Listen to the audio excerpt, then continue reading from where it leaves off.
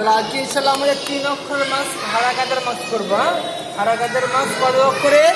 3 অক্ষরের। দেখো এই একটা একটা তো দারসা দারসা দারসা, টান হবে না কিন্তু একটা তো। হ্যাঁ, দারসা দারসা, দাল জবর দা, র জবর র, দারো দারো দারো, সিন জবর সা, দারসা দারসা দারসা।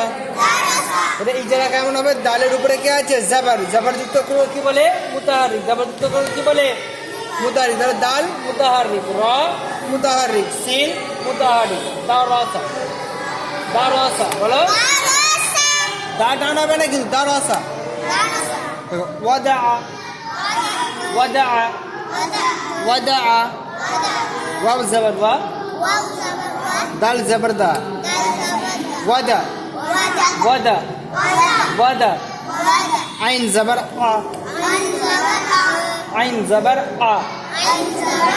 বলা থাকে বলবে। হ্যাঁ, আইন জবর আ, ওয়াদা ওয়াদা ওয়াদা ওয়াদা।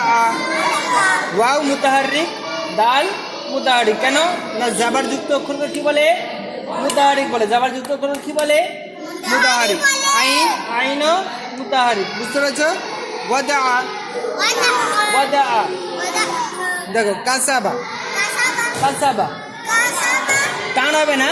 কাসাবা কেন টান হবে না? হারাকাত যুক্ত অক্ষরকে তাড়াতাড়ি পড়া, মোটেও না টানা। হারাকাত যুক্ত অক্ষরকে কি করে পড়া? তাড়াতাড়ি পড়া, মোটেও না টানা। কাব জবর কা, সিন জবর সা, কাসা কাসা কাসা, বা জবর বা, কাসাবা কাসাবা কাসাবা। টান হচ্ছে কাসাবা, টান হবে না। Cassava cassava. বুঝতে পেরেছো? তাহলে কাপটা কি হবে? মুতাহারিক, সিন মুতাহারিক, বা মুতাহারিক। বুঝে আসলা? চলো আবাদা আবাদা আবাদা, আইন জবর আ, বা জবর বা, আবা, দাল জবর দা, আবাদা আবাদা আবাদা, আইন মুতাহারিক, বা মুতাহারিক, দাল মুতাহারিক। হ্যাঁ, দাখলা দাখলা দাখলা, দাল জবর দা, খ জবর খ, দাখ, লাম জবর লা, দাখলা দাখলা। যখন 3টে অক্ষর আসবে তখন আমাকে প্রথমে আগে 2টো অক্ষরে বানান করে নিতে হবে, রেডিং করে নিয়ে তারপরে 3 নম্বর অক্ষরে যেমন ভাবে করা হচ্ছে। বুঝতে পেরেছ?